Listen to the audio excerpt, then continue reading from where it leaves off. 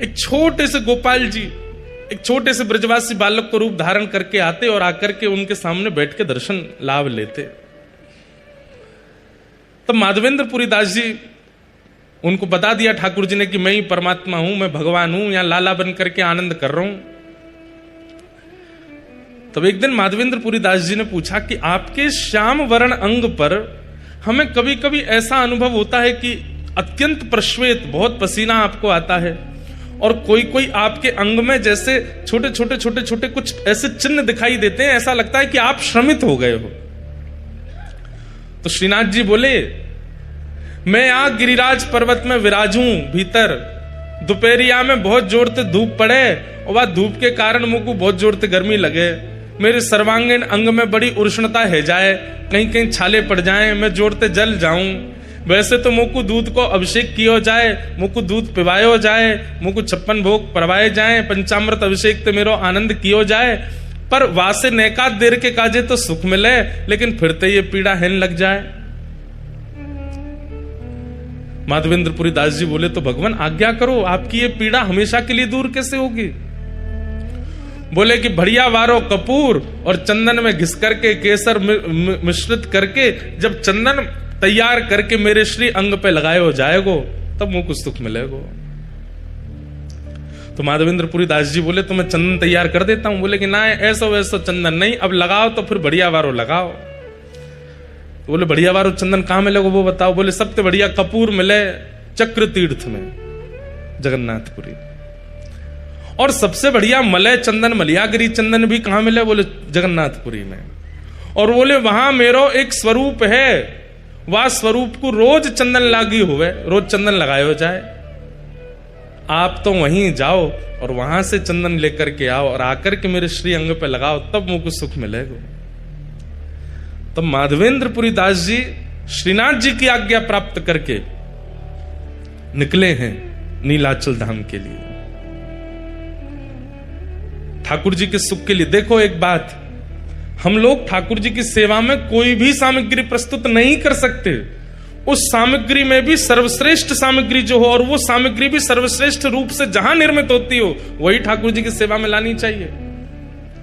स्वयं श्रीनाथ जी माधवेंद्र जी से बोले, वो चंदन तो तुम यहीं घिस दोगे, लेकिन बढ़िया वारो तो वहीं मिलेगो, बढ़िया वारो कपूर तो वहीं मिलेगो, वहां से लेके आओ। इसका मतलब क्या है?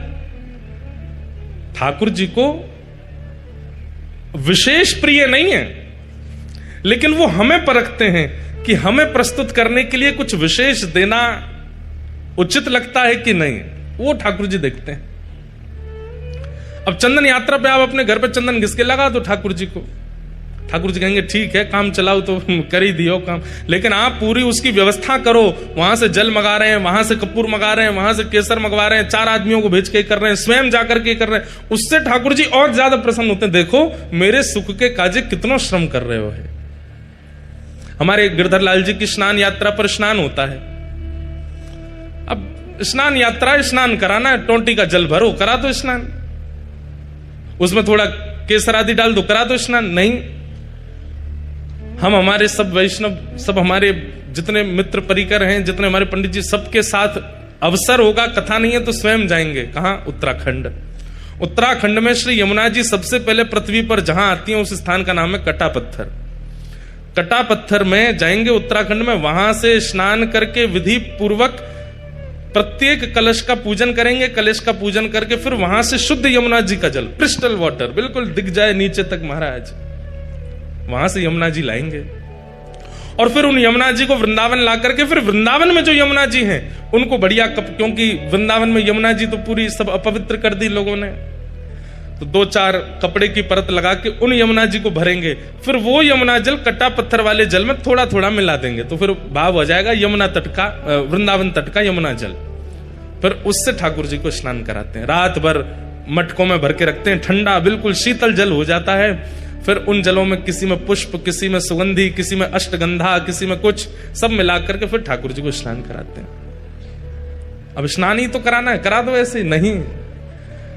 मैंने एक बात कथा में कही है कि भक्ति में ठाकुर जी प्रस्तुतिकरण देखते हैं कि आपकी प्रस्तुति कैसी है। उठाए कर दिया, उठाए भोग लगा दिया, थाली में लाए सामने धर दिया कर। ठाकुर जी भी ऐसे फिर पाते नहीं है, बोले कि बेमनते तू करे, मैं कहीं को पावे आऊं। लेकिन जब ठाकुर जी देखते हैं कि बड़े प्रयास करता है, बड़ा श्रम करता है, बड़ा परिश्रम करता है, मनोबुद्धि लगन से लगता है, ठाकुर जी आते हैं स्वीकार करने। इसलिए कभी भी उत्सव कीजिए, उस उत्सव को काम चलाऊ मत कीजिए, या तो करिए मत, और करो तो फिर उसमें इतना लगन से करो, इतनी विशेषता प्रकट कर दो। आप कहेंगे महाराज जी आपने जितने क्रम बताए वो तो धनवानों के हैं, धनवान ही कर सकते हैं ये सब, और जिन पर धन नहीं हो वो क्या करें। भाई कर्मा बाई कोई धनवान तो नहीं है, हमारे सद्दू पाणे कोई धनवान तो नहीं है, धन्ना जाट वो धनवान तो नहीं है, पर वो धनवान ना होते हुए भी ऐसी क्रिया प्रस्तुत करते हैं कि वह क्रिया में धनवान से भी ज्यादा लगन का दर्शन होता है। वो ठाकुर जी आते हैं स्वीकार करने। धन्ना जाट की कथा में हम लोग सुनते हैं कि उनको सामान्य पत्थर शालिग्राम भगवान के रूप में एक संत दे गए। तो धन्ना जी रोज अपनी मां से कहते, मैया मुझे चंदन दिलवा दो, मुझे रोली दिलवा दो, मुझे इत्र दिलवा दो, ठाकुर जी की सेवा करनी है। मां मना करती, नहीं दिलवाती। तो फिर धन्ना जी ने क्या किया, बाहर गए और रोली जैसे दिखने वाले पत्थर लेकर के आए, उनको बढ़िया घिसते हैं, और घिसते घिसते लाल रोली बन जाती है। फिर ठाकुर जी के सामने जाके भावना कर देते हैं, ठाकुर जी मुझ पर धन तो इतना नहीं है कि मैं रोली लाऊं, चंदन लाऊं, इसलिए ये रोली जैसा ही रंग है इसका, आप इसको स्वीकार करो। और प्रेम से लेकर के जब पधराते, ठाकुर जी प्रसन्न होते हैं उनके भाव से। भावना में तो व्यस्त है ना, भले ही धन का व्यय ना करता हो। तो माधवेंद्रपुरी दास जी को श्रीनाथ जी ने आज्ञा की कि आप जगन्नाथपुरी जाओ, वहां से कपूर चंदन लेकर के आओ, वो घिस करके लगाओगे तब मुझे सुख मिलेगा। माधवेंद्रपुरी दास जी निकल पड़े, चलते चलते बालासुर पहुंचे, वहीं पर खीर चोरा गोपीनाथ, इनका पहले नाम केवल गोपीनाथ ही था। खीर चोरा तो माधवेंद्रपुरी दास जी के आने के बाद पड़ गया, पहले इनका नाम केवल, और खीर भी नहीं, उनको बोलते क्षीर चोरा। दूध को क्षीर कहा जाता है, इसलिए भगवान किस में विराजते हैं, क्षीर सागर। तो खीर चोरा तो हम उत्तर भारतीय कहने लग गए हैं, लेकिन वास्तव में वहां पर अधोटे दूध का भोग लगता है ठाकुर जी को, और उसमें थोड़ी बहुत कुछ सामग्री मिलाई जाती है, इसलिए वो क्षीर चोरा गोपीनाथ। पहले उनका नाम केवल गोपीनाथ ही था, और क्षीर चोरा तो। और ये गोपीनाथ जी बालासुर में जो विराजमान, जिसको अवसर मिले, समय मिले, 3-4 घंटे का रास्ता होगा शायद यहां से, हुआ ना वहां दर्शन करे आना। हमने आज तक दर्शन नहीं किए, पर हमने क्षीर चोरा गोपीनाथ जी कथा खूब सुनाई है, चित्र में दर्शन किए हैं, वहां का प्रसाद भी पाया है, पर दर्शन का अवसर अभी तक नहीं मिला। ये गोपीनाथ जी, क्षीर चोरा गोपीनाथ, ये गोपीनाथ जी सामान्य नहीं है। ये गोपीनाथ जी का स्वरूप स्वयं श्री राम जी के द्वारा निर्मित किया गया है, ये क्षीर चोरा गोपीनाथ। कैसे? जब प्रभु श्री राम वनवास कर रहे थे, तो कभी कभी लक्ष्मण जी को ज्ञान उपदेश करते थे, सीता जी से बैठ करके कुछ मधुर चर्चाएं करते थे। तो सीता जी बीच बीच में कभी कभी राम जी से बोलती, सब लोग इधर देखो, ध्यान से सुनो।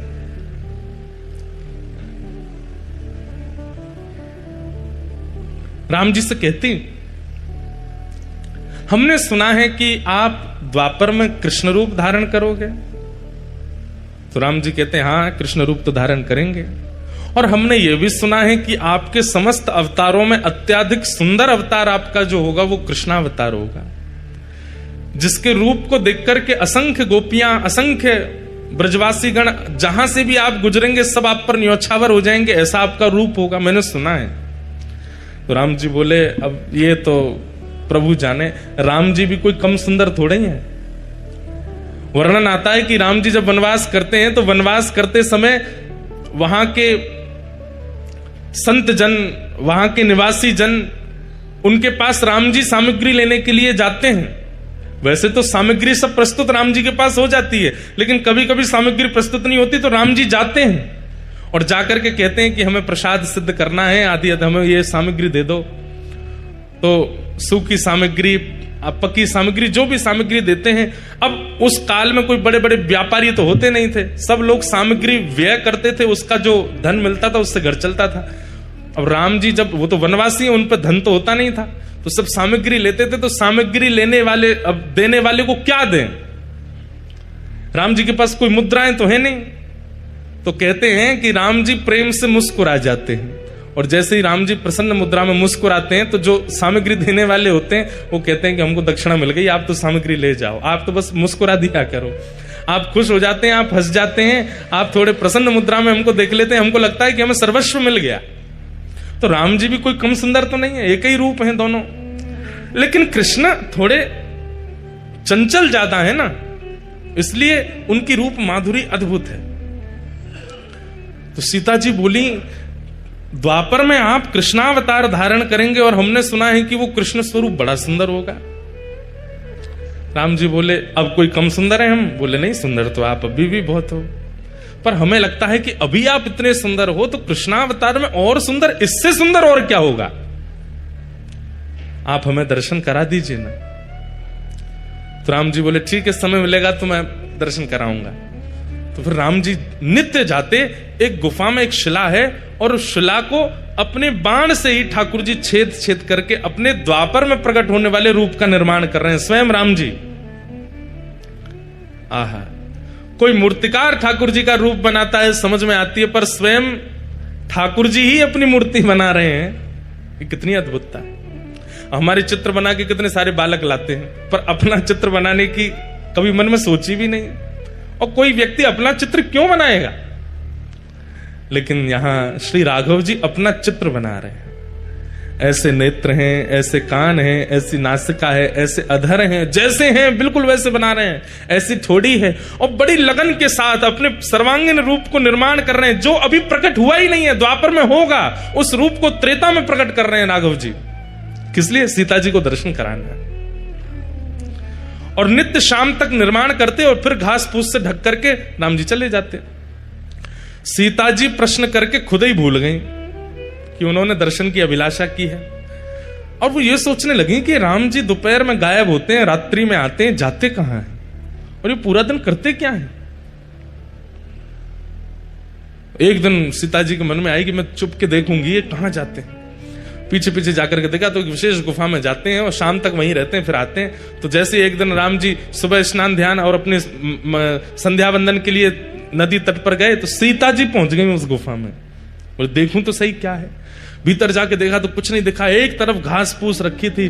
सीता जी सब जगह खोज खोज के देखी तो घास जैसे ही हटाई, आहा, श्री गोपीनाथ जी ऐसे विराज रहे थे, त्रिभंग लली श्याम सुंदर।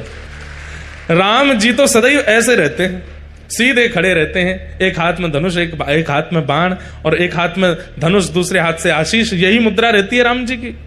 लेकिन आज वही राघव जी जिनको सदा ऐसे देखा है, आज वही राम जी मानो ऐसे दोनों भुजा करके और वंशी धारण करके, और बिल्कुल कमर भी टेढ़ी है, मुख भी टेढ़ा है, पाम भी ऐसे, रूप देख करके सीता जी तो मोहित हो गए। बार बार मन में इच्छा होने लगी कि आलिंगन कर लूं मैं इनका, इतने सुंदर। मन में ऐसी भावना आने लगी कि ये यहां पर घास फूस में ढके बैठे हैं, इन्होंने पता नहीं भोजन भी किया होगा कि नहीं, इन्होंने जल भी पान किया होगा कि नहीं। सीता जी तुरंत दौड़ करके गई, पत्तों के दोना बनाए और उन दोनों में कुछ फल अमनिया करके, एक पात्र में जल लेकर के, कुछ पुष्पों के हार बना करके और सुंदर सब सामग्री लेकर के आई। आकर के श्री गोपीनाथ जी को तिलक किया, सुंदर पत्रावली का श्रृंगार कर दिया, गले में माला पहना दी, सर्वांगीण अंग में चंदन अर्पित करने के बाद में भोग पधरा दिया, और भोग पधराने के बाद में आरती कर दी। इतने में समय हो गया राम जी के आने का। राम जी जैसे ही आए, आकर के देखा कि यहां तो सीता जी नाच रही हैं मगन होकर के गोपीनाथ जी के आगे। राम जी बोले, देवी ये आपने क्या कर दिया? अरे ये देखो कितने सुंदर हैं, हमें तो आपने सारे तीर्थों में सब स्थान देवताओं के दर्शन कराए, इन देवता का दर्शन क्यों नहीं कराया हमको? ये बेचारे घास फूस में ढके रखे थे, हमने इनका भोग लगा दिया, माला पहना दी, चंदन पधरा दिया। राम जी बोले, देवी ये कोई स्थान देवता नहीं थे, तो आपने हमसे जिज्ञासा की थी कि द्वापर के रूप का दर्शन कराओ, तो मैं अपने हाथ से ही अपना रूप बना रहा था, ये मेरे द्वापर का स्वरूप है। सीता जी बोली, ये आपके द्वापर का स्वरूप है? बोले जी यही श्री कृष्ण है। सीता जी तो भाव विह्वल हो गए, बोले कि आप वचन दीजिए। बोले क्या? आप अकेले नहीं आएंगे द्वापर में, द्वापर में एक रूप से तो मैं लक्ष्मी ही आपकी पराम्बा जगदम्बा रुक्मणी बनकर के आऊंगी, पर इस रूप का आस्वादन करने के लिए आपको मुझे पूर्व में भी बुलाना पड़ेगा। उसमें मैं केवल आपको देखूंगी, आपका प्रेम स्वीकार करूंगी, आपको देख करके नृत्य करूंगी, आपको देखकर बस मेरी एक ही क्रिया होगी, ना भोजन करना, ना जलपान करना, ना शयन करना, केवल आपको देखना। तब राम जी बोले ठीक है, आप ही साक्षात किशोरी जी के रूप में प्रकट हो जाना, श्री राधा रानी बन करके आ जाना और मेरे रूप लावण्य का खूब सुख लेना। लेकिन देवी तुमने इनका तिलक क्यों कर दिया, इनको माला क्यों पहना दी, इनको बोले क्यों, अभी ये पूरे बने नहीं है, अभी मुझे और निर्माण करना है, अभी ये पूर्ण रूप से सिद्ध नहीं हुए, अभी थोड़ी बहुत। तो सीता जी बोली ये इतने सुंदर हमारे प्राण हरण कर रहे हैं, इससे भी अधिक आपको इनको बनाना है तो इनको अधूरा ही रहने दो, फिर तो हम इससे अधिक जो विशेष रूप है वो तो द्वापर में ही देखूंगी मैं, क्योंकि इनको देख करके जब मेरा मन इतना आनंदित हो रहा है तो फिर पूर्ण रूप कैसा होगा। वही श्री राघव जी के द्वारा निर्मित शिला पर जो ठाकुर जी का स्वरूप है, वही बालास्वर में श्री गोपीनाथ जी के रूप में विराजमान है, जिन्हें क्षीर चोरा गोपीनाथ कहते हैं। पर वो क्षीर चोरा कब बने, जब माधवेंद्रपुरी दास व्रजमंडल से आ रहे हैं जगन्नाथपुरी चंदन लेने के लिए। बीच में जैसे गोपीनाथ जी का मंदिर पड़ा, माधवेंद्रपुरी दास जी पहुंच गए, जाकर के आहा भुजा उठा करके नृत्य कर रहे हैं, नृत्य कर करके गा रहे हैं, गोपीनाथ जी का दर्शन करके आनंदित हो रहे हैं। नित्य 11-12 सकोरों में, मिट्टी के पात्रों में ठाकुर जी को क्षीर का भोग लगाया जाता है और वही भोग सारे दर्शनार्थियों को बांटा जाता है। लेकिन माधवेंद्र जी अकिंचन दूर खड़े थे, सब में बट गया, लेकिन माधवेंद्र जी को नहीं प्राप्त हो पाया। आप 3-4 दिन से भूखे प्यासे और थे और आपका एक स्वभाव और था। माधवेंद्र संतों के भी अपने अपने स्वभाव होते हैं, जैसे कई संतों का नियम होता है, हमारे वृंदावन में आज भी है, जो भिक्षा याटन करते हैं, जो मधुकरी मांगने के लिए जाते हैं, उनका समय है, वो इतनी देर ही आपके द्वार पर रहेंगे, ना तो आपको बुलाएंगे ना डोरबेल बजाएंगे, बस आपके द्वार पर खड़े होकर मंजीरा लेकर के कीर्तन करेंगे। आपने सुन लिया तो दौड़ के जाओ और जो भी मधुकरी है ला करके उनको दे दो। यो नहीं कि बैल पे बैल बजाए जा रहे हैं, गेट खटखटा रहे हैं, अरे जल्दी लाओ भिक्षा लेकर के आओ, हमको दे दो। ब्रज में ऐसे संत नहीं रहते, ब्रज में क्या है, मंजीरा लेकर के जाएंगे, आपके द्वार पर खड़े होकर के हरे कृष्ण हरे राम या राधे कृष्ण राधे श्याम, जो कीर्तन प्रिय लगेगा वो कीर्तन करेंगे। उसका भी उनका समय बंधा हुआ है, 3 मिनट 4 मिनट 5 मिनट, उतनी देर ही कीर्तन करेंगे। उतनी देर में आपने कुछ दे दिया तो ठीक, नहीं तो भूखे ही चले जाएंगे और जाकर के भूखे ही सो जाएंगे, मांगेंगे नहीं। इसलिए ब्रज की कई माताएं हमारे घर पे भी संत जन पधारते हैं, बगल में ही भागवत निवास करके स्थान है, वहां के महापुरुष पधारते हैं, तो वे भी आकर के द्वार पर खड़े हो जाएंगे। आपको पता चल जाए तो भिक्षा दे दो, नहीं तो चले जाएंगे। और उनका टाइम फिक्स है 6:15, तो मतलब 6:15 बजे ही आएंगे। हमारी माता जी अगर स्वयं रहती हैं तो स्वयं पहले ही बना करके दे आती हैं, और नहीं रहती हैं तो जो घर पर रहेगा उसको सारे काम बाद में बताएंगी, ये कमरा देख लेना, वो ये सब बाद में, सबसे पहले बताएंगे शाम को 6:15 बजे वो भागवत निवास के महाराज जी आएंगे, उनके लिए इतनी रोटी दाल चावल सब तैयार करके मधुकरी उनको दे देना। और कई बार हमने देखा कि जब घर लौट के जाते हैं, पूज्य पिताजी भी अनुभव करते हैं, तो माता जी सबसे पहले पूछेंगी बाबा आए शाम को मधुकरी दई, और वो सामने जो घर पे रुके वो अगर के अरे मैया कल तो हम लेट हो गए, बाबा चले गए, तो माँ इतनी उदास हो जाती है कि बेचारे बाबा कल मधुकरी नहीं पाए होंगे। ऐसे मधुकरी पाकर के हमारे व्रज में संत रहते हैं।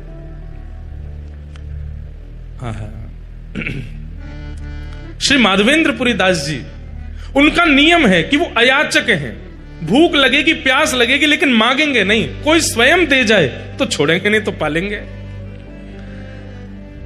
और वही माधवेंद्रपुरी दास जी भूखे तो थे लेकिन गोपीनाथ जी का दर्शन करके नृत्य कर रहे थे, पुजारी जी सबको बांट रहे थे, लेकिन माधवेंद्रपुरी दास जी पीछे खड़े तब तक पहुंचे तो सारा भोग बट गया, उनको नहीं मिला। प्रणाम करके दंडवत करके नृत्य करते हुए दूर बाहर जाकर के एक वृक्ष के नीचे माधवेंद्रपुरी दास जी बैठ गए। बंधुओं, हम लोगों से अपराध गलती हो जाती है, पर ठाकुर जी सब याद रखते हैं। अर्धरात्रि में ही श्री गोपीनाथ जी ने दर्शन दिए। किसको? पुजारी जी को। और पुजारी जी के स्वप्न में जाकर करके बोले सुनो। बोले हाँ, आज इतने सारे रसिक जन दर्शन करने के लिए आए, सबको तुमने हमारी क्षीर प्रसादी बांट दी, पर पीछे एक ब्रजमंडल के माधवेंद्रपुरी दास जी खड़े थे, उनको तुमने कुछ नहीं दिया। तो पुजारी जी बोले जय जय, अपराध हो गया, हमसे गलती हो गई, हमको याद नहीं रहा। अब तो कल क्षीर बनेगी, रात्रि में भोग लगेगा, तब दे दूंगा। अरे बावड़े, वो 5 दिन के भूखे हैं और कल और उनको भूखा रखोगे और रात्रि में जाके क्षीर को भोग दोगे? इतनी प्रतीक्षा वो कैसे करेंगे? तो प्रभु आप ही बताओ क्या करें फिर? दोपहर में राजभोग का प्रसाद दे देंगे, मंगला भोग का बोले वो सब नहीं, जो हमारे क्षीर भोग प्रसाद में सुख है वो राजभोग और मंगला में नहीं है, वही देना था उनको। पुजारी जी कान पकड़ने लगे, बोले आज तो अपराध हो गया, क्षमा करो। ठाकुर जी बोले नहीं, अभी उठो, स्नान करो, मंदिर खोलो और भीतर जाओ, वहां से क्षीर भोग लाओ। बोले क्षीर भोग तो सब बट गयो, कुछ बचा ही नहीं है, कहां से लाऊं? बोले मंदिर में आके देखो तो सही, एक पात्र रखा है। स्नान ध्यान करके मंदिर में जाकर के देखा तो महाराज वहां पर कोई पात्र दिखा नहीं। पुनः नेत्र बंद करके ठाकुर जी से कहे कहां है पात्र, आज्ञा तो करो। बोले हमको पता था कि तुम सब में बांट दोगे, माधवेंद्र जी को छोड़ दोगे, इसलिए हमने पहले ही एक सकोरा उठा के अपनी जेब में रख लिया है। हमारी जेब टटोलो। जैसे ही पुजारी जी ने ठाकुर जी की जेब देखी तो एक जेब में सकोरा धरा था खीर का। निकालते ही पुजारी जी के नेत्र सचल हो गए। बोले आप गोपीनाथ नहीं हो, आप चित चोरा गोपीनाथ नहीं हो, आप माखन चोरा गोपीनाथ नहीं हो, आप तो क्षीर चोरा गोपीनाथ हो। अपने भक्त को देने के लिए चोरी करते हो। ठाकुर जी बोले अब विलंब नहीं करो, मेरा पेट मेरे सामने भोग पधराने से नहीं भरता है। मेरे सामने पधराई हुई वस्तु जब मेरे भक्तों को पवाई जाती है तब मुझे शांति मिलती है, तब मुझे आनंद मिलता है। जब तक माधवेंद्र जी को प्रसाद नहीं मिलेगा मुझे नींद नहीं आएगी। जल्दी जाओ पवा दो। पुजारी जी दौड़े गए। रात्रि के 2-3 बजे होंगे, तब घड़ी तो नहीं थी पर अर्धरात्रि हो रही थी और माधवेंद्र जी नेत्रों से अश्रु प्रवाह एक वृक्ष के नीचे बैठे। पुजारी जी दौड़ करके गए और जाकर के कहा माधवेंद्रपुरी दास आप ही हैं क्या? माधवेंद्र जी बोले आपको हमारा नाम कैसे पता? बोले भैया किसी का परिचय सेठ कराते हैं, किसी का परिचय नगरवासी कराते हैं, पर आपका परिचय तो स्वयं श्री गोपीनाथ जी ने दिया है, स्वयं ठाकुर जी ने आपका नाम बताया है। माधवेंद्र जी बोले वो मेरा नाम जानते हैं? बोले जी उन्होंने ही आपका नाम बताया। और आपको खीर भोग नहीं मिला था आज? बोले नहीं मिल पाया था, आपने सब में बांट दिया, हम तक पहुंच ही नहीं पाए। बोले लो ठाकुर जी ने आपके लिए खीर, और पूरी वृत्तांत बताया कि ठाकुर जी ने अपनी जेब में छुपा करके रखी आपको देने के लिए। आहा, माधवेंद्रपुरी दास जी तो वहीं नृत्य करने लगे, रुदन करने लगे, अश्रुपात होने लगा नेत्रों से। हाँ गोपीनाथ, प्राण गोपीनाथ, जीवन गोपीनाथ कहकर के रोने लगे। खीर भोग पाया। और ये कथा जब प्रातःकाल होती पूरे नगर में प्रसिद्ध हुई, नगर के बाद प्रांत में प्रसिद्ध हुई और पूरे भारत में प्रसिद्धि हो गई और ठाकुर जी का नाम बदल गया, खीर चोरा गोपीनाथ। उससे पहले त्रेता से लेकर के द्वापर तक वे केवल गोपीनाथ थे, लेकिन माधवेंद्रपुरी दास जी के आते उनका नाम क्षीर चोरा गोपीनाथ पड़ गया। बोलो क्षीर चोरा गोपीनाथ की। ऐसे प्यारे हैं प्यारे ठाकुर जी। तो माधवेंद्रपुरी दास जी को श्रीनाथ जी ने भेजा है, जाओ जाकर के जगन्नाथपुरी से चंदन लेकर के आओ। और तभी जब सुनिए सब लोग ध्यान से इधर देखो, माधवेंद्रपुरी दास जी जब यहां से कपूर चंदन लेकर के गए, घिस करके श्रीनाथ जी को अर्पित करवाया और बोले फिर अकेले श्रीनाथ जी को क्यों लगावे, तो फिर गोपीनाथ जी वृंदावन में, गोविंद देव जी, मदन मोहन जी, राधा रमन जी, सब जगह वो चंदन वितरण किया। और तब से आज तक हमारे सब श्री कृष्ण तीर्थों में चंदन यात्रा होती है, चंदन उत्सव होता है। अक्षय तृतीया को ठाकुर जी को चंदन पधराया जाता है। उसके शास्त्रीय प्रमाण, वैदिक प्रमाण, पौराणिक प्रमाण भी हैं और एक भावना का प्रमाण यह भी है कि चंदन यात्रा जो है ये सबसे प्रथम उत्सव है साल का। चैत्र में हमारी नए साल का प्रारंभ होता है, सबसे पहला उत्सव अक्षय तृतीया आती है। और उस अक्षय तृतीया में महाप्रभु जगन्नाथ जी अपने सारे मंदिरों में चंदन भेजते हैं, चंदन लगाते हैं अपने ही स्वरूपों को। बड़ी बड़ी भावना है। तो इस प्रकार हमारे श्रीनाथ जी और जगन्नाथ जी, वैसे सबरे ठाकुर इंटरकनेक्टेड हैं। अब आपको पता है जगन्नाथ भगवान का प्रादुर्भाव कहां हुआ? श्री जगन्नाथ जी का रूप जो है ये कहां प्रकट हुआ? कहां प्रकट हुआ? द्वारिका। हमसे ही सुना है आपने तभी बोल रहे हो। ये कथा तो हमने ही सुनाई है, वैसे तो सभी सुनाते हैं, पर जगन्नाथ जी का प्रादुर्भाव प्रकट स्थली जो है वो है द्वारिका। द्वारिका में व्रजवासियों की चर्चा सुनते हुए श्री महाप्रभु जगन्नाथ जी प्रकट हो गए। नारद जी देख करके घबरा गए। बंधुओं, बहुत रोया हो ना व्यक्ति, कोई व्यक्ति बहुत रोया हो, भगवान करे कोई ना रोवे, लेकिन कोई व्यक्ति बहुत रोया हो, दिन रात रोया हो, उस व्यक्ति की आंखें अलग ही दिख जाती हैं। ध्यान से सुनिएगा, अतिशय रुदन करने वाले व्यक्ति के पलकों के पास दोनों तरफ ऊपर नीचे आपको लालिमा का दर्शन होगा, लाल लाल हो जाते हैं। बाहर की ये जो पलक हैं ये भी लाल पड़ जाती हैं, और जितने उसके सामान्य नेत्र खुलते हैं उससे थोड़े अधिक नेत्र खुल जाते हैं। महाप्रभु जगन्नाथ जी को देखो, जगन्नाथ जी के जो ये भाव है ये पूरा लाल है और नेत्र पूरे खुले हुए हैं। ये प्रेम विगलित ठाकुर जी हैं। व्रजवासी और किशोरी जी के प्रेम में इतना रुदन किया ठाकुर जी ने कि जगन्नाथ बन गए। नारद जी महाराज घबरा गए और घबरा करके बोले, प्रभु ये ऐसा स्वरूप आपका, इसको तुरंत अंतर ध्यान कीजिए, हम देख नहीं पा रहे हैं आपके स्वरूप को, आपके हाथ नहीं है, पैर नहीं है, मुख नहीं है।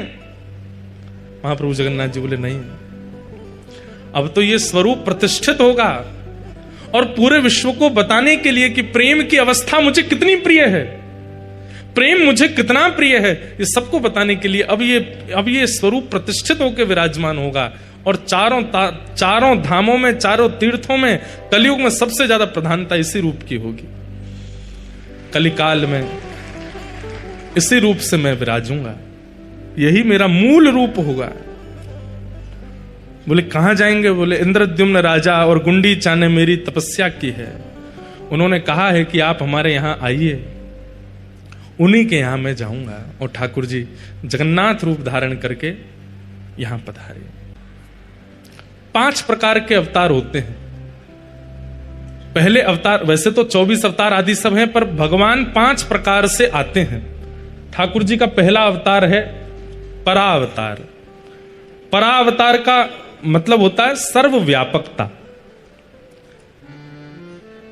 परावतार, इस माइक में भी ठाकुर जी हैं, इस वायु में भी ठाकुर जी हैं, इस पंडाल में भी ठाकुर जी हैं, इन सामने आर्टिफिशियल इन पुष्पों में भी ठाकुर जी हैं, माइक में भी ठाकुर जी हैं, आप में भी ठाकुर जी हैं, हम में भी ठाकुर जी हैं। एक बात कहें, ये परा अवतार जो है इसको पूरी दुनिया मानती है, चाहे वो ईसाई हो, चाहे वो मुस्लिम हो, चाहे वो कोई भी हो, परा अवतार ठाकुर जी का सब मानते हैं। ईसाई भी मानते हैं, मुस्लिम भी मानते हैं, बौद्ध भी मानते हैं, सब मानते हैं क्या? भगवान सब जगह है। परा अवतार की व्याख्या और कहीं थी ही नहीं, केवल सनातन धर्म में थी कि परा अवतार भगवान सर्वव्यापक है। ईश्वरः सर्वभूतानां हृदय से अर्जुन तिष्ठति। ईश्वर सभी प्राणी मात्र में विराजमान है, सभी जड़ चेतन में विराजमान है। हमारी हिंदू वैदिक सनातन धर्म की तो कैसी, अभी हमने कथा प्रारंभ की तो हमने क्या कहा था कि ठाकुर जी केवल मंदिर में है, ऐसा मत मानिए। आप श्री जगन्नाथपुरी में विराज रहे हैं, यहां की पृथ्वी का दर्शन कर रहे हैं, समुद्र का दर्शन कर रहे हैं, आकाश का दर्शन कर रहे हैं, सूर्य का दर्शन कर रहे हैं, जगन्नाथपुरी में खड़े होकर के, तो आपकी दृष्टि जो देख रही है सब जगन्नाथ हैं। ये ठाकुर जी का परावतार, सर्वव्यापकता। लेकिन सर्वव्यापकता से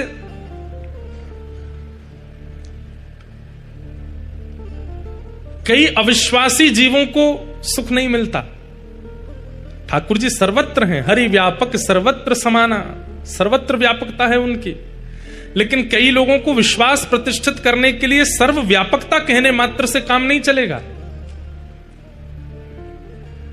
यह बात मानने की हो सकती है कि ठाकुर जी सर्वव्यापक हैं, लेकिन कई बार हम मानव है ना, हम लोगों के चित्त में दोष बहुत जल्दी आ जाते हैं।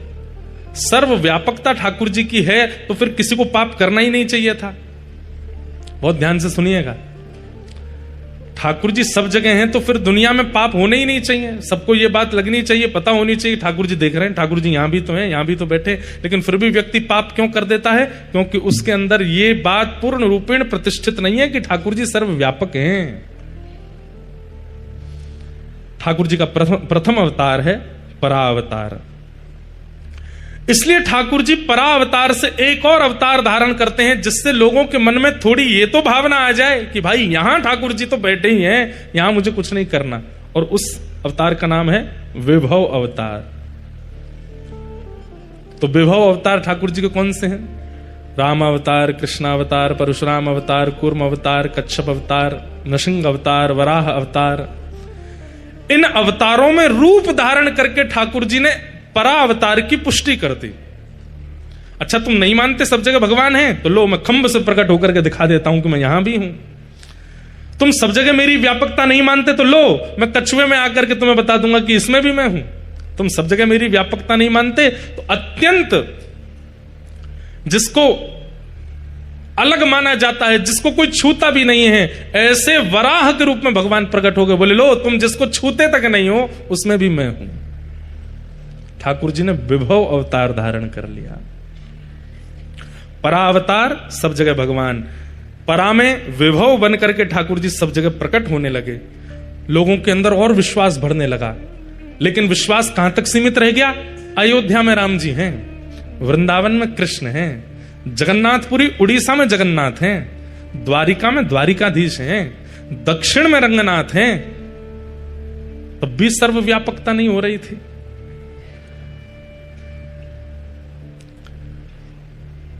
ठाकुर जी ने मन में विचार किया, अब क्या करें? अब इस सर्वव्यापकता को कैसे और ज्यादा रूप धारण कराएं? तब ठाकुर जी ने व्यूह अवतार धारण किया। व्यूह अवतार का अभिप्राय, ठाकुर जी एक से अनेक बन जाते हैं।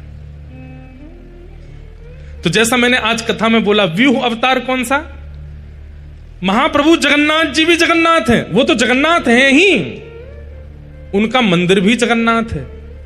इसलिए शिखर दर्शन की महत्ता। एकादशी के दिन पंढरपुर में, महाराष्ट्र में लाखों करोड़ों की तादाद में भीड़ जाती है दर्शन करने के लिए। सब लोगों को तो भीतर जाने का अवसर नहीं मिल पाता। लाइन भी अगर लगा देंगे कि लाइन से सब लोग जाओ, तो एकादशी निकल जाएगी, उसके बाद में कईयों को दर्शन होंगे। और वो आए तो थे कि एकादशी तिथि पे ही दर्शन करना है। तो फिर वहां के संतों ने, रसिकों ने पंढरपुर की प्रणालिका में यह व्यक्त कर दिया कि पंढरपुर में एकादशी के दिन ठाकुर जी मंदिर में हैं ही नहीं। तो बोले कहां है? शिखर पर बैठे हैं। शिखर पर बैठ करके ध्वजा रूप में सबको दर्शन देते हैं। इसलिए लाखों करोड़ों, वहां बोलते हैं वारी जाती है, और वो वारी चारों तरफ मंदिर के भ्रमण करते हुए केवल ध्वजा जी का दर्शन करती है। और ध्वजा दर्शन को ही श्री पंढरीनाथ दर्शन माना जाता है। केवल पंढरपुर में ऐसा नहीं है, पूरे विश्व में ऐसा ही है कि ध्वजा और शिखर साक्षात परमात्मा है। कोई व्यक्ति अत्यंत वीवीआईपी बनकर के आया और शिखर देखे ही नहीं, सीधे मंदिर में ही घुस गया और ठाकुर जी के दर्शन करके प्रस्थान कर गया, उसका दर्शन अधूरा माना जाएगा, क्योंकि उसने मूल तो दर्शन किया ही नहीं। ठाकुर जी का शिखर मूल है। एक प्रकार से कह दें तो क्या है? मेरे अंदर आत्मा है, मेरे अंदर मन है, मेरे अंदर बुद्धि है। अब आपकी इच्छा क्या है? मैं तो इसके मन से ही मिलूंगा, मैं तो इसकी बुद्धि से ही मिलूंगा, मैं तो इसकी आत्मा से ही मिलूंगा, बाहर वाले से मेरा कोई अभिप्राय नहीं। ऐसा नहीं होता। बल्कि सामान्य संसार में तो ऐसा है कि बाहर वाले शरीर से ही सारे संबंध होते हैं, अंदर वाले को तो हम पहचान ही नहीं पाते। उल्टा होना चाहिए। मंदिर में भीतर वाले का दर्शन बाद में, बाहर वाले का दर्शन पहले। और संसार में व्यक्ति के भीतर पहले झांको, बाहर वाले से ज्यादा आकर्षण मत रखो। हम शरीर पर, रूप पर, रंग पर ज्यादा आकृष्ट हो जाते हैं, उसके हृदय का दर्शन नहीं कर पाते। मंदिर में भीतर दर्शन मिल जाए तो अच्छा, नहीं तो बाहरी दर्शन कर लो, शिखर देख लो बस। और संसार में व्यक्ति के बाहर से ज्यादा प्रभावित मत हो, उसके भीतर झांको, भीतर देखो। तो व्यूह रूप क्या है? वही जगन्नाथ जी अपने श्री मंदिर के रूप में भी हैं, वही श्री मंदिर जगन्नाथ तीर्थ के रूप में भी है, वही तीर्थ महोदधि समुद्र के रूप में भी है, वही महोदधि महाप्रसाद के रूप में भी है, वही महाप्रसाद जगन्नाथपुरी में विचरण करने वाले यहां के लोकल जो लोग हैं उनमें भी है। यह ठाकुर जी का व्यूह रूप है। मंदिर पहला स्वरूप, महाप्रसाद दूसरा स्वरूप, महोदधि समुद्र तीसरा स्वरूप, यहां निवास करने वाले जनमानस चौथा स्वरूप। यह चतुर्व्यूह हो गया। हमारे वृंदावन के भी चतुर्व्यूह हैं। सबसे पहला रज, पहला चतुर्व्यूह। दूसरा चतुर्व्यूह श्री यमुना जी। तीसरा चतुर्व्यूह वहां के वृक्षवल्लरी, कुंज निकुंज, और चौथा ब्रजवासी। अगर कोई ब्रजवासी अंक में भर लेवे तो यूं ही मानना चाहिए कि राधा रमण जी ने अंक में भरो है। कोई ब्रजवासी दिख जाए तो यूं ही सोचना चाहिए श्री राधा वल्लभ जी दिख गए हैं। ब्रजवासी को यह नहीं मानना चाहिए, उसको खुद नहीं सोचना चाहिए भाई मैं ही राधा रमण हूं, मेरा दर्शन कर ले। उसके मन में यह भावना नहीं होनी चाहिए। पर दर्शनार्थी अगर ब्रजवासी से मिले तो इस भावना से मिल ले कि ये बिहारी जी हैं तो उसको दोष नहीं लगेगा, क्योंकि वो ठाकुर जी का व्यूह रूप है। तो पहला परावतार, दूसरा विभव अवतार, और तीसरा व्यूह अवतार। लेकिन व्यूह अवतार में भी ठाकुर जी को लगने लगा कि भाई हमारी सर्वव्यापकता और हमारे प्रति जो प्रेम होना चाहिए वो अभी भी प्रतिष्ठित नहीं हो पा रहा है। तब ठाकुर जी ने पांचवा अवतार धारण किया, जिसका नाम है अर्चावतार। क्या नाम है? अर्चावतार। मेरे अर्चावतार कौन है? प्यारे गिरधर लाल जी। आपके अर्चावतार कौन है? आपके गोपाल जी। आपके अर्चावतार कौन है? आपके मंदिर में विराजमान ठाकुर जी। ये अर्चावतार है। ये ठाकुर जी का पांचवा अवतार है, अर्चावतार। परावतार, विभव अवतार, व्यूह अवतार, अर्चावतार। और इस अर्चावतार में एक अवतार रह गया, अंतर्यामी अवतार। चौथा अवतार अंतर्यामी अवतार। अंतर्यामी अवतार मतलब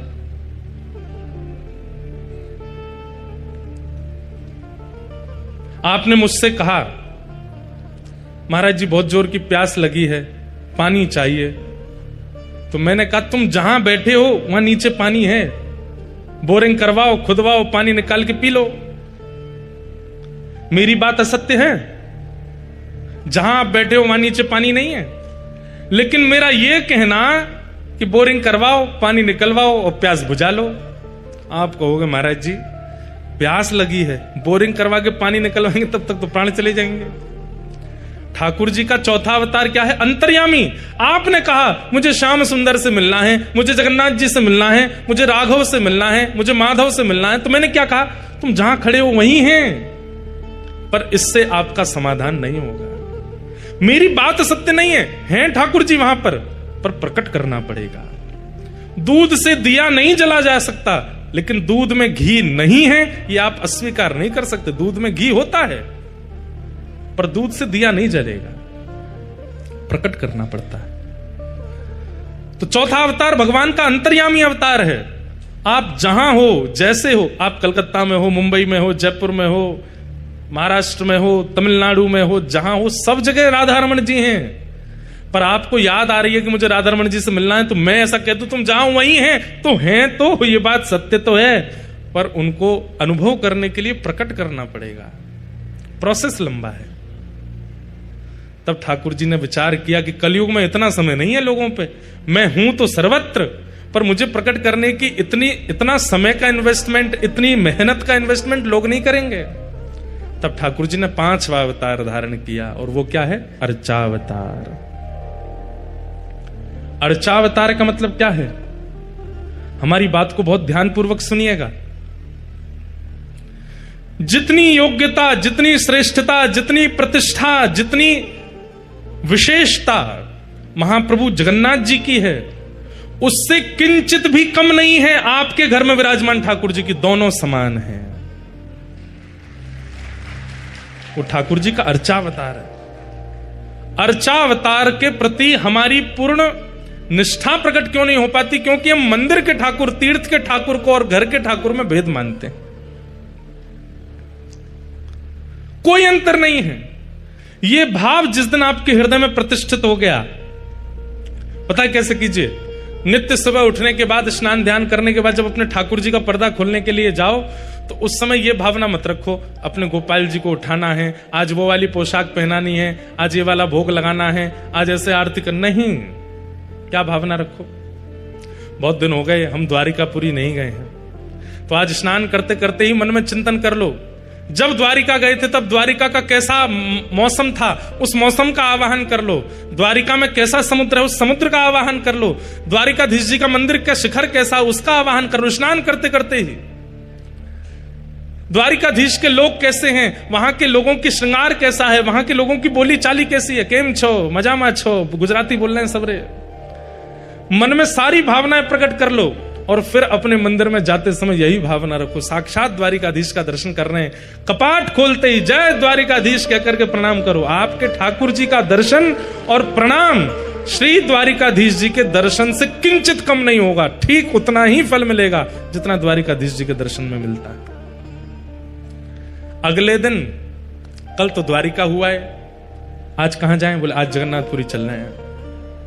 और सवेरे स्नान करते करते ही आवाहन कर लीजिए, महोदधि समुद्र नारायण भगवान हैं, नील चक्र पर सुंदर पीत ध्वजा जी रोहण हो रही हैं, सुंदर ठाकुर जी का मधुर मंदिर है, सिंह द्वार है, सिंह द्वार पर पतित पावन भगवान विराजमान हैं, सुंदर सीढ़ियां चढ़ के हम ऊपर जा रहे हैं। आहा, दालमा, आनंद बाजार में से सुंदर महाप्रसाद की दालमा की सुगंधी आ रही है। हरि हरि बोलो, हरि हरि बोलो कह करके सब उड़िया भक्त मटक मटक के नाच रहे हैं। आवाहन करते हुए जाओ और अपना वस्त्र आदि पहनते हुए ये विचार कर लो, हम मंदिर में आ गए हैं। और जैसे ही गरुण स्तंभ के पीछे गए हैं, नेत्र उठा करके देखा है, तुरंत अपने मंदिर के ठाकुर जी का कपाट खोलो, महाप्रभु जगन्नाथ की जय हो, श्री जगन्नाथ महाप्रभु की जय हो। अपने घर के ठाकुर जी को ही इस भाव से प्रणाम करने मात्र से जगन्नाथ यात्रा का फल मिल जाएगा।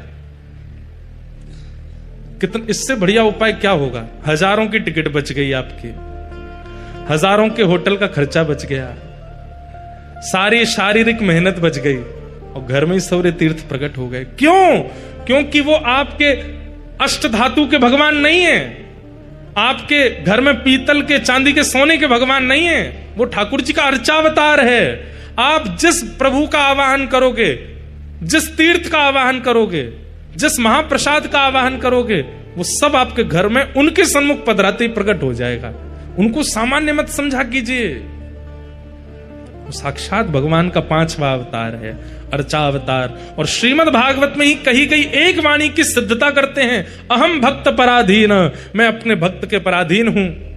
जब भगवान ने यह बात कही कि मैं अपने भक्त के पराधीन हूं, तो किसी ने भगवान से कहा, पराधीनता का मतलब पता है आपको? भगवान बोले, हमसे पूछ रहे हो? पराधीनता का मतलब होता है कि हिल करके स्वयं पानी भी ना पीना, इसको पराधीनता कहते हैं। प्यासे रह जाएंगे लेकिन स्वयं पानी नहीं पिएंगे, इसको पराधीनता कहते हैं। तो किसी ने कहा, तो आप ये कर पाओगे? बोले, करूंगा, अर्चावतार के रूप में यही करूंगा। भूख लगेगी लेकिन तब तक नहीं पाऊंगा जब तक पवाएगा नहीं, प्यास लगेगी तब तक नहीं पीऊंगा जब तक पिलाएगा नहीं, श्रृंगार की इच्छा होगी लेकिन तब तक नहीं सजूंगा जब तक सजाएगा नहीं, नींद आ रही होगी लेकिन तब तक नहीं सोऊंगा जब तक सुलाएगा नहीं, अर्चक के पूर्ण अधीन हो जाऊंगा। इसलिए मेरा 5वां अवतार होगा अर्चावतार। और एक बात, जैसे काशी में गंगा जी हैं, हरिद्वार में गंगा जी हैं, ऋषिकेश में गंगा जी हैं, पर गंगा जी का मूल स्रोत गंगोत्री है। वृंदावन में यमुना जी हैं, दिल्ली में यमुना जी हैं, अन्य अन्य क्षेत्रों में यमुना जी हैं, पर मूल स्रोत यमुनोत्री है। ऐसे ही आपके घर लड्डू गोपाल हैं, आपके घर त्रिभंग ललित ठाकुर जी हैं, मेरे पास श्रीनाथ जी हैं, पर इन समस्त ठाकुरों के मूल स्रोत अर्चावतार, सबसे विशेष अर्चावतार कौन से हैं? बोले, महाप्रभु जगन्नाथ जी, ये अर्चावतार है। ये सारे हमारे घर के ठाकुरों के एक बात कह दें तो मूल स्रोत हैं जगन्नाथ जी। वैसे इनका नाम क्या है? जगन्नाथ, पूरे विश्व के नाथ। लेकिन रथ पे बैठना हो तो खुद चल के नहीं आते। यहां से पंडाओं के कंधा पे हाथ धरेंगे, इधर से पंडाओं के कंधा पे हाथ धरेंगे, खूब सारे पंडा पुजारी महाराज घेर लेंगे। और फिर इतना ही नहीं है, ठाकुर जी को बढ़िया पाश में बांधते हैं, सुंदर मोटी पाश में बांधते हैं और ठाकुर जी को खींचते हैं आगे। ठाकुर जी पीछे लुढ़कते हैं, फिर आगे आते हैं, फिर पीछे लुढ़कते हैं, फिर आगे आते हैं। हमने तो प्रत्यक्ष देखा जब अभी बाहुड़ा यात्रा में आए, बलभद्र जी निकले मंदिर से, इतने सीधे बेचारे बलभद्र जी सीधे रथ में गए, कहीं भी लुढ़के नहीं, किसी को परेशान नहीं किया, प्रेम से उछल उछल के सीधे रथ में पहुंच गए। सुभद्रा जी तो और भी प्यारी हैं, ऐसी गोद में जाती हैं वो तो। सुभद्रा जी तो नीचे ऐसे ऊपर उठा के ले जाते सुभद्रा जी को। सुदर्शन जी महाराज भी बड़े प्रेम से गए। लेकिन जब इनकी बारी आई, उस समय दर्शन कर रहा था, 500 से अधिक वैष्णव ठाकुर जी को खींचते हैं, 1000 होते होंगे। अरे कितने भी भारी क्यों ना हो, खूब प्रेम से उठ जाते हैं। जो अर्चक सब है वो सब बताते हैं, बोले कभी तो इतने हल्के हो जाते हैं कि ऐसा लगता है कि कोई फुआ रुई का उठा लिया हो। और कभी कभी महाराज जी प्रत्यक्ष देखा, कभी इधर वाले इन पर गिर ही जाते हैं, बिल्कुल दया नहीं करते, नीचे आगो तो खेल रहे हैं, ऐसे गिर जाएंगे, फिर यूं हो जाएंगे, फिर पीछे की तरफ जाएंगे, फिर आगे की तरफ आएंगे, कभी यूं हो जाएंगे। खूब आनंद करते हुए जाते हैं ठाकुर जी। क्यों? अहम भक्त पराधीन है। एक ने भी अगर ठाकुर जी को उठाने में नेक ढिलाई करी, वही के ऊपर गिरते हैं, बोले अच्छा ढीला छोड़ रहा, उठा मोकू। क्यों? ये अर्चावतार हैं, अर्चक हैं। हम हमारे अधीन रहते हैं ठाकुर जी। तुम सजाओगे तो सजूंगो, तुम खवाओगे तो खाऊंगो, तुम उठाओगे तो उठूंगो, तुम सुलाओगे तो सूंगो। बंधुओं, अपने आप को प्रेमी कहना बंद कर दीजिए। आप क्या प्रेम करते हैं ठाकुर जी से? ठाकुर जी प्रेम करते हैं आपसे। ऐसी पराधीनता हम लोगों में नहीं है ठाकुर जी के प्रति। किसी ने पराधीनता का मन बना लिया कि ठाकुर जी पवाएंगे तो मैं पाऊंगा। हमारे पूज्य श्री मलुकपीठ वाले महाराज जी कथा सुना रहे थे। आचार्य चरण जब अपने बाल अवस्था में थे, श्री रामानंदाचार्य जी महाराज, तो उन्होंने मन में भाव रखा कि भाई ये प्रवचनों में कहते रहते हैं कि ठाकुर जी किसी को भूखा नहीं रहने देते, किसी को प्यासा नहीं रहने देते, ठाकुर जी सबको खिलाते हैं, सबको पिलाते हैं। तो आचार्य चरण वहां बैठ करके सुन रहे थे श्री रामानंदाचार्य जी महाराज, और आपने मन बनाया, बोले कि ऐसे थोड़ी होता है, कर्म करना पड़ेगा, परिश्रम करना पड़ेगा, धन कमाना पड़ेगा, अन्न खरीदना पड़ेगा, तभी पेट भरेगा। ठाकुर जी ऐसे थोड़ी किसी को पवा देते हैं। तो जो प्रवचन कर रहे थे उन्होंने कहा कि नहीं भैया, इस बात में पूर्ण सत्यता है। अगर कोई व्यक्ति ठाकुर जी के अधीन होकर के बैठ जाए कि ठाकुर जी खवाएंगे तो खाऊंगा, ठाकुर जी उसको खिलाएंगे, कुछ ना करे, बस ये सोच ले ठाकुर जी मुझे पवाएंगे। ये कथा सुन तो लीजिए, एक बार करके भी देख लेना। आज कुछ खाना ही नहीं, सोच लो ठाकुर जी पवाएंगे तो पाऊंगा। मैं ना एक से भी कहूंगा कि मुझे अन्न दो, मेरे को महाप्रसाद दो, मेरी पत्तल लगाओ, कुछ नहीं, किसी से नहीं कहूंगा। कोई पूछेगा भी तो भी नहीं हां करूंगा। कोई सामने ला करके धर देगा, अपने हाथ से पवा देगा, तो ही मानूंगा कि ठाकुर जी पवा रहे। ऐसी भावना करके एक दिन रह के देखो, ठाकुर जी पवाएंगे, निश्चित पवा देंगे। ऐसी कोई योजना बनेगी, कोई अपने आप ही हाथ दे करके आपके मुख में खवा जाएगा। कल हमारे साथ एक लीला हुई। कल रात्रि में महादीप का दर्शन करने के लिए गए, उसके बाद में महाप्रसाद पा लिया।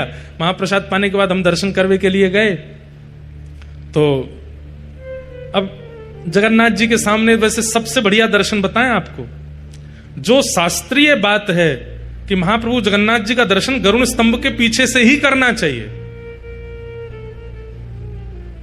पर हमारे साथ दिक्कत ये हो जाती है कि हम जैसे दर्शन करने जाते हैं, लोग हमको अपराधी बना देते हैं, हमारे पांव छू छू के। मंदिर में कोई पांव छू रहा हो, कोई कुछ कर रहा हो, तो इस कारण से बहुत अपराध बोध लगता है कि महाप्रभु जी के सामने लोग हमको प्रणाम करते हैं, तो लगता क्या करें। अब कल काजल वाजल लगा के जाऊंगा मैं बढ़िया कालिया बन के, तो कोई पहचाने ही नहीं, मास्क में भी पहचान जाते हैं, तो दर्शन हो। तो फिर ऐसे में फिर क्या करना पड़ता है, पुजारी जी लोग थोड़े हमको आगे से ले जाते हैं, यहां से आप प्रणाम कर लो। मन तो यही रहता है कि पीछे क्योंकि महाप्रभु चैतन्य महाप्रभु ने श्रीमद रामानुजाचार्य जी महाराज ने, श्रीमद वल्लभाचार्य जी महाराज ने, सब आचार्य चरणों की प्रधानता है कि सबने गरुड़ स्तंभ के पीछे से ही दर्शन किया। और शास्त्रीय प्रमाण है कि वहां से दर्शन करना ही दर्शन गिना जाता है। आप गरुड़ स्तंभ के पीछे से देख लो, उसके बाद आगे आ जाओ, चलेगा। लेकिन गरुड़ स्तंभ के पीछे नहीं गए हैं और सीधे आगे चले गए हैं तो आपका दर्शन अधूरा माना जाएगा।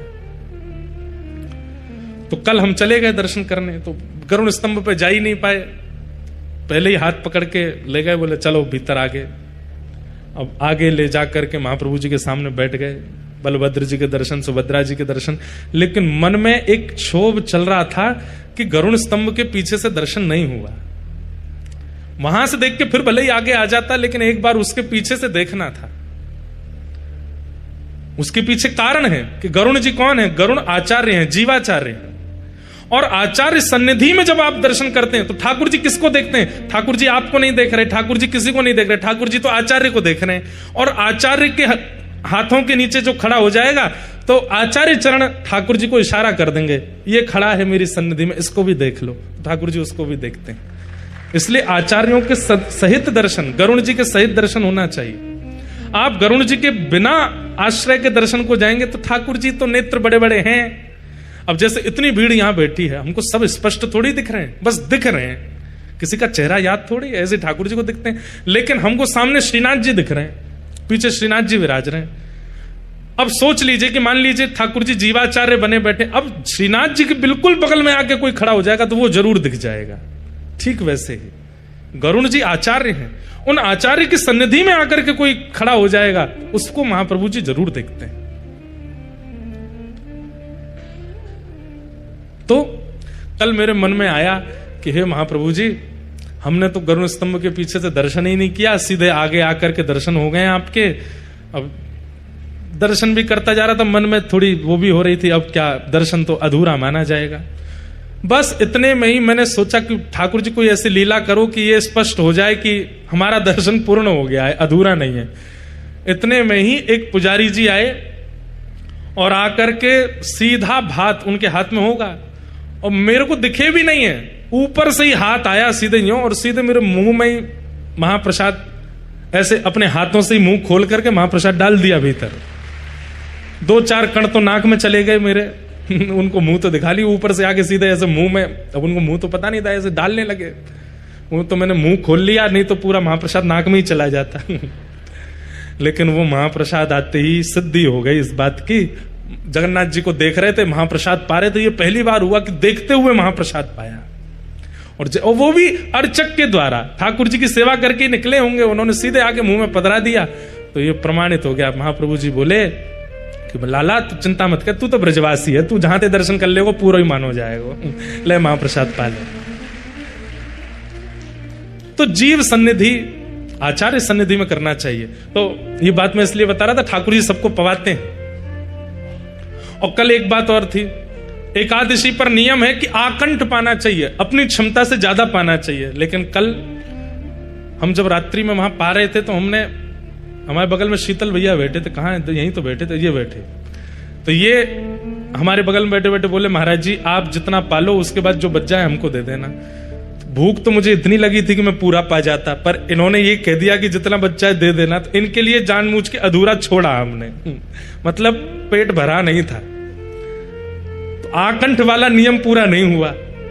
तो मंदिर में जाके जब ठाकुर जी के सामने बैठे, भीतर से आके पुजारी जी ने जब पवाया तो आकंठ हो गया, वो नियम भी पूरा हो गया कि एकादशी पर दुगना पाना चाहिए। ठाकुर जी पवाते हैं। तो श्रीमन रामानंदाचार्य जी ने अपनी बाल अवस्था में विचार किया कि बिना कर्म किए ठाकुर जी थोड़ी किसी को पवा देंगे।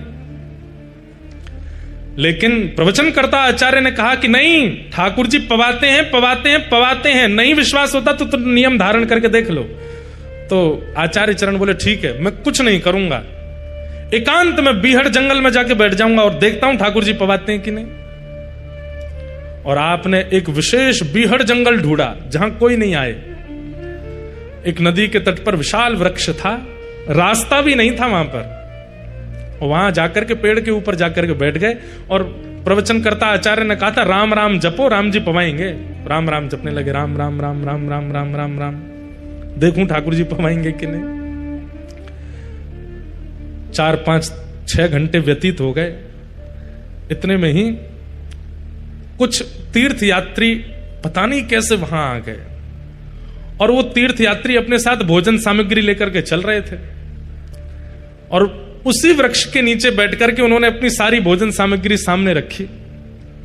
तो ऊपर बैठे रामानंदाचार्य जी बोले, भोजन सामग्री तो आ गई, पर मैंने तो प्रण लिया है, अपने हाथ से उठा के भी नहीं पाऊंगा, ठाकुर जी पवाएंगे तो ही पाऊंगा। ऐसा भी तो हो सकता है कि इन तीर्थयात्रियों को उन्हीं आचार्य चरणों ने भेज दिया होगा, मेरे को ढूंढवा के वहां बैठा है, वो कह के गया है कि राम जी प्रसाद पवाएंगे। हो सकता है कि उन्हीं आचार्यों ने भेज दिया, लेकिन मैं भी ढीठ हूं, अपने हाथ से पाऊंगा नहीं। जो ठाकुर जी अपने आप मुंह खोल करके पवाएंगे तो ही मानूंगा कि राम राम नाम का प्रभाव है ये। बैठ गए ऊपर। अब यहां तीर्थयात्री नीचे बैठ करके प्रसाद बस उन्होंने खोला ही था, आचमन करके पाने लगे। इतने में ही उस क्षेत्र का डाकू आ गया और खूब सारे अपने साथ में डकैतों को, छोटे मोटे चोरों को लेकर के आया, और सबने आकर के धनुष बाण तलवार आदि निकाल ली और उन तीर्थयात्रियों से बोला, हाथ ऊपर करो और जो भी कुछ है सब हमको समर्पित कर दो। अब जितने झोला थे, जितने सब कुछ थे, सब कुछ उन लोगों को अर्पित कर दिया। बोले भोजन प्रसाद भी सब हमको दे दो। बोले सब आपका है महाराज, ले लो, और तुम लोग यहां से भागो। तीर्थयात्रियों को भगा दिया। रामानंदाचार्य जी ऊपर राम राम राम जप रहे हैं, सब देख रहे हैं।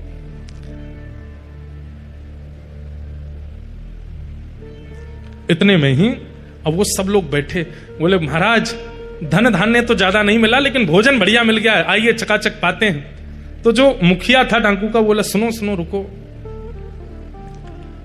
ये बीहड़ जंगल है, यहां कोई आता तो नहीं है, ये तीर्थयात्री यहां कैसे आ गए?